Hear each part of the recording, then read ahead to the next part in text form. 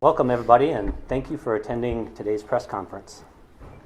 The Grand Island Area Economic Development Corporation staff and board of directors are very excited to announce that Hendrix-ISA, a division of Hendrix Genetics, has chosen Grand Island for its expansion into the United States. We began conversations with Hendrix-ISA in May of 2015. We faced stiff competition from 4 other communities and states. I still recall Hendrix's first visit here. They landed at the airport. They were very complimentary of the airport, all the construction and the redevelopment being done there. We then got into a bus and we drove down 281 corridor. And many times I heard from the bus, wow, I had no idea Grand Island was this big. We continued on 281, went out by the higher education centers, both Doane and Central Community College. Then we drove down Locust. We went through Fauner Park and CPI. We then headed out to Platte Valley East. Peter and one of his other team members, when we were driving around Platte Valley East, they both pointed to a piece of property and they said, this is it. I wish it would have been that simple, but it wasn't. The first visit led to numerous other site visits, countless conversations and meetings, and thousands of electronic communications. In the end, Hendrix-ISA has chosen Grand Island as its new home in 2016. To make this happen, it took an office, a community, a county, and a state. I'd like to thank the EDC staff, both Mary and Kelly, for all your efforts, our board of directors, and your leadership that you've shown me through this. Thank you very much. Mayor Jensen, Marlon Ferguson, our city administrator, Chad Nabedy, our regional planning director, and all the other city officials that have been involved. Thank you very much. Our city council members, thank you. Our other local leaders and collaborators in the city of Grand Island, you've been very influential in this. And also I'd like to thank Governor Ricketts and his team with the State Department of Economic Development in their help through this process. Hendrix-ISA is going to locate their state-of-the-art hatchery on 20 acres in the northeast section of EDC's Platte Valley Industrial Park East. It's going to be a $10 million facility, and it will be constructed to produce 24 million egg-laying chicks per year. The new building will also be fitted with another $8 to $10 million in highly automated equipment. Additionally, 8 egg-laying facilities and 3 pullet barns will be constructed within a 100-mile radius of Grand Island. Each one of these facilities will cost between $1.2 and $2 million each, resulting in an additional $20 million in capital infusion to Grand Island and the surrounding area. When all totaled up, there will be a $40 to $50 million capital investment, further enhancing the economic impact of Hendrix expansion into Nebraska. To operate this facility, Hendrix-ISA will create 35 to 50 new jobs in the Grand Island facility. These new jobs will satisfy Grand Island's obligation to the state of Nebraska for the community development block grant funds that were used to develop infrastructure. We are excited and humbled to partner with a great European-based company such as Hendrix-ISA as we continue to grow our community and further the diversity of our economy. With that, I'd like to turn the floor over to the governor of the great state of Nebraska, Governor Pete Ricketts. Thank you very much. Well, thank you very much, Dave, and congratulations to everybody who worked so hard on this project. But most of all, welcome back, Mr. Monk, to this great state of Nebraska. We're very pleased. Come on, that's worth a round of applause, right?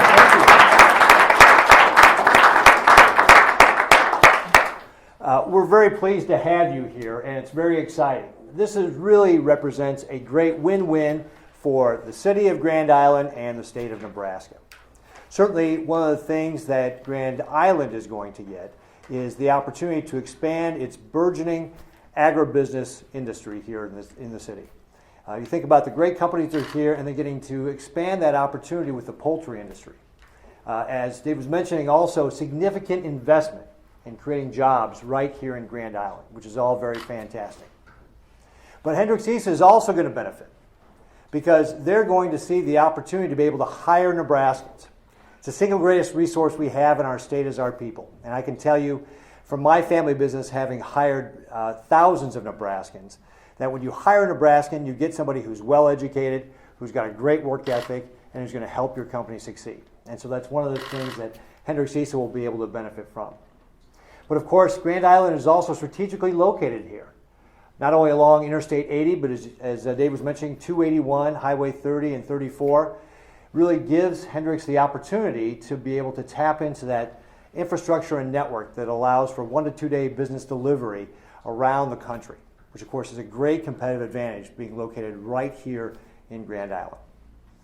And of course, we're a business-friendly state. Forbes ranked us the #3 business-friendly state, and we want to welcome companies like Hendrix-ISA to be able to help expand their operations here in our state.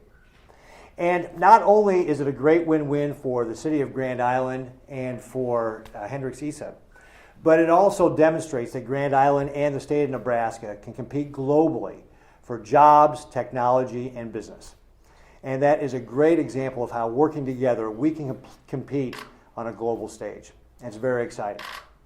As the state of Nebraska, I'm very pleased that we could help participate in this investment by providing funds for customized job training and also for the Site and Building Development Fund.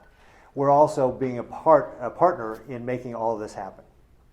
But as you all know, it doesn't happen by just one person. There's a lot of people who went together to make this happen. I want to say congratulations to all of you.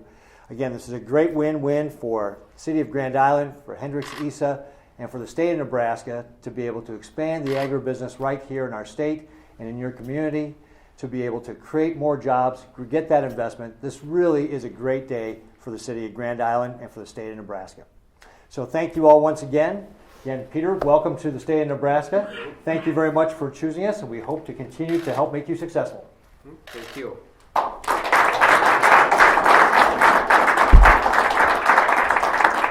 I'd like to thank Governor Ricketts again for your time. We really appreciate you coming out and making this trip out here. Now I'd like to introduce Peter Mumm. He's the managing director with Hendrix-ISA. Peter's been here a lot. He's not a resident yet, but I know he could give a city. He could definitely give a city tour. So, with that, Peter Mumm.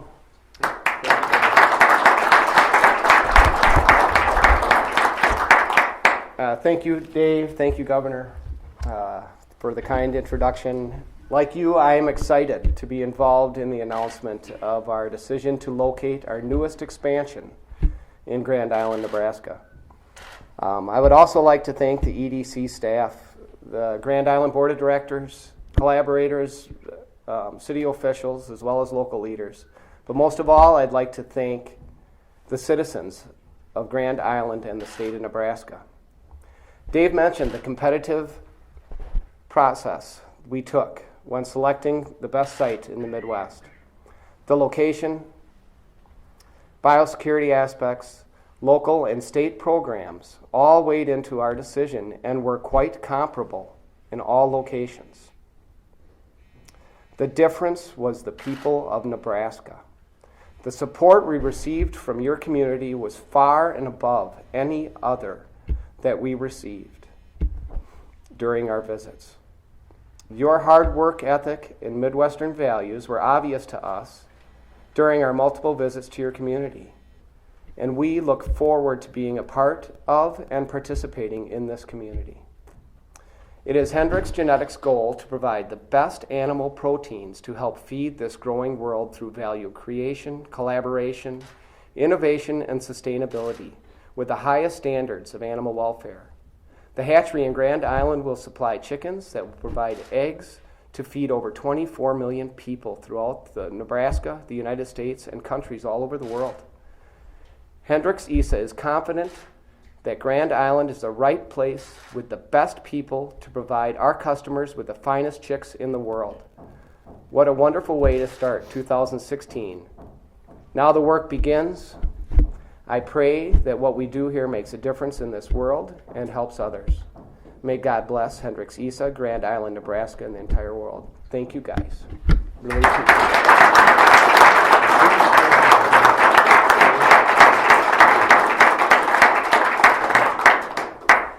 We have time for a few questions if anybody has any questions. What's the development timeline? Okay, we will probably start construction as soon as the thaw gets out of the ground so that we can do some work. So it'll be in the spring. We'll start work on the site. We would like to be finished by the end of the year and start operations in January, February of 2017. So it takes quite a process because it's a big building and a lot of square footage. But during that process, we'll be hiring people, and those, the layer barns and the pullet barns will be already being built. Those will be started right away. I mean, as soon as we can get contracts and get dirt moving and things, we'll start those buildings quickly. So they need to be ready before the hatchery. What other locations were you looking at? What other locations were we looking at? Several states in the Midwest. Maybe neighboring states? Yes, neighboring states, yes.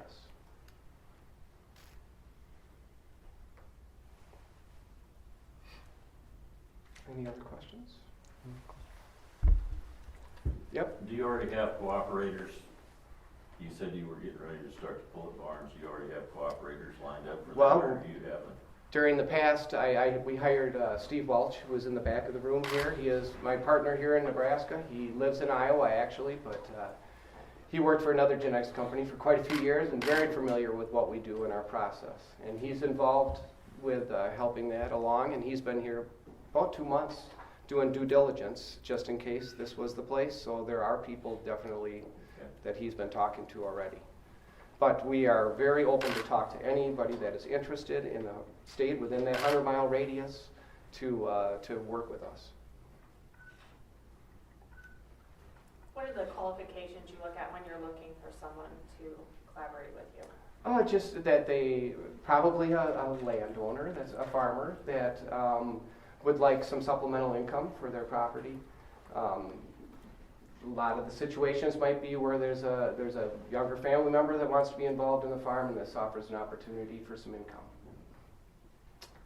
So they have to have a little bit of equity and then the ambition to run their own facility. That's all. And animal husbandry skills and things like that, we bring that expertise to the table. Anything else? Yes? Can you give us an idea of the volume of chicks that will be going through the facility? Mm-hmm. Yeah, it's 100,000 chicks per day, 5 days a week. Wow. So Monday through Friday, they're working weekends off and some holidays off, but pretty much all year round. They don't have any feathers. Not at that age. They have a little down. Yes. But we have dust collection systems and things like that take that right out of here. Mm-hmm. With production that is done in Grand Island, where will those chicks primarily be shipped off or trucked to? Oh, all over the United States. From here. Do the entire? We won't. No, we have a hatchery in Virginia and we have a hatchery in Pennsylvania, and they cover those areas pretty well. So anything that they can't cover right now will be covered by Nebraska. So it'd be mainly in the Midwest to west part of the United States. So we'll go as far as Ohio, probably toward the east, but most of that could be covered by other hatcheries currently. So all the way up to the borders of.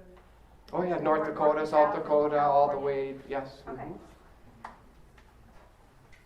Hey Peter, real quick, can Yes. you comment on the process from the day that the egg is received at the hatchery Mm-hmm. until the chick is hatched, and just maybe alleviate some of the rumors or concerns about the feathers and the cleanliness and those types of things? real quick? Absolutely, absolutely. Can I have you move back to the photo? Oh yeah, sure.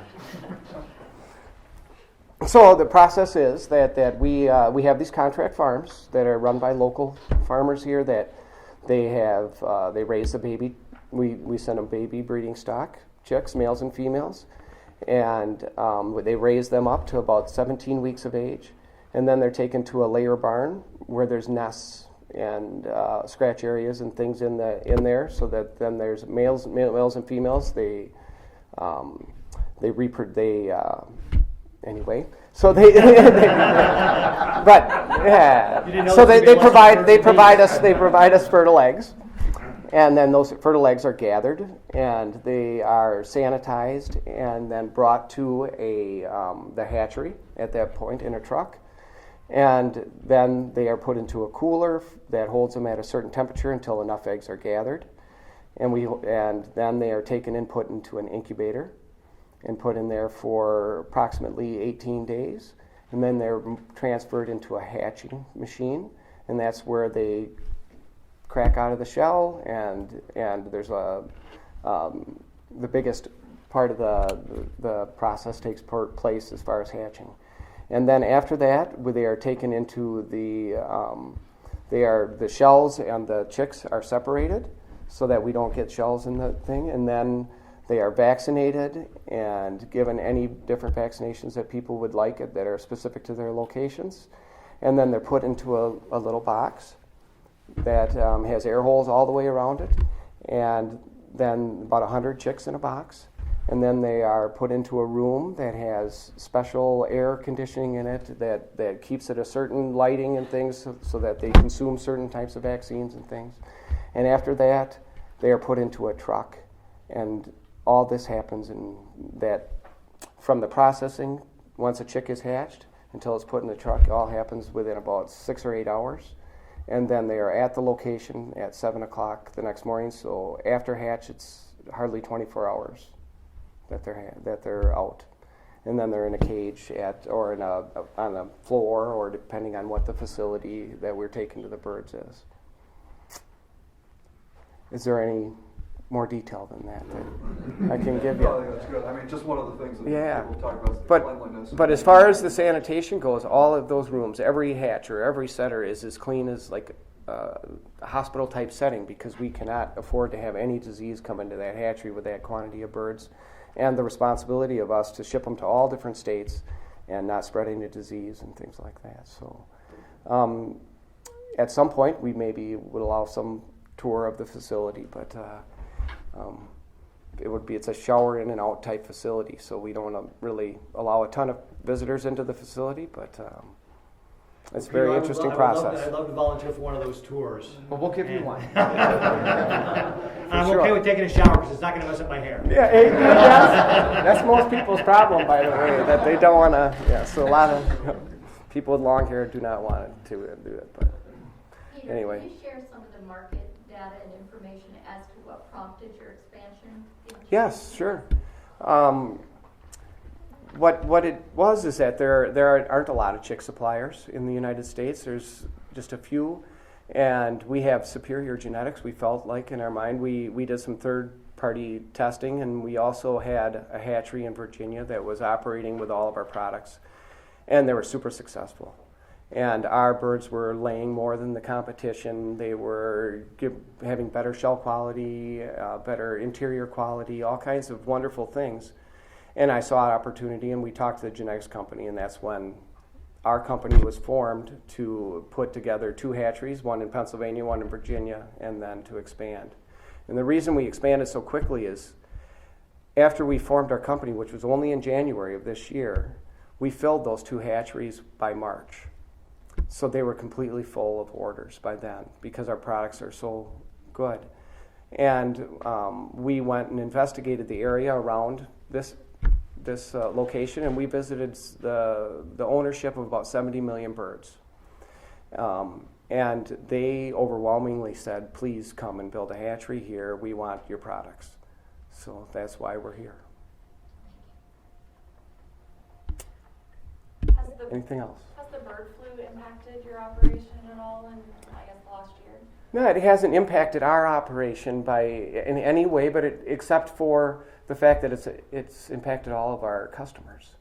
And it's something that we're really concerned about, and that it's serious business, avian influenza, and it's something that we need to be aware of. And I think that when the state went through this last exercise, and all the states that did, we learned a lot, and we're going to do a lot better next time with the problems of avian influenza. But animal diseases and things are always going to be a problem in our industry, and it's something we take super heavy-duty precautions to prevent things from happening, but they still do. And I think that we're better equipped now than we were last year when it occurred. So I think it'll be better.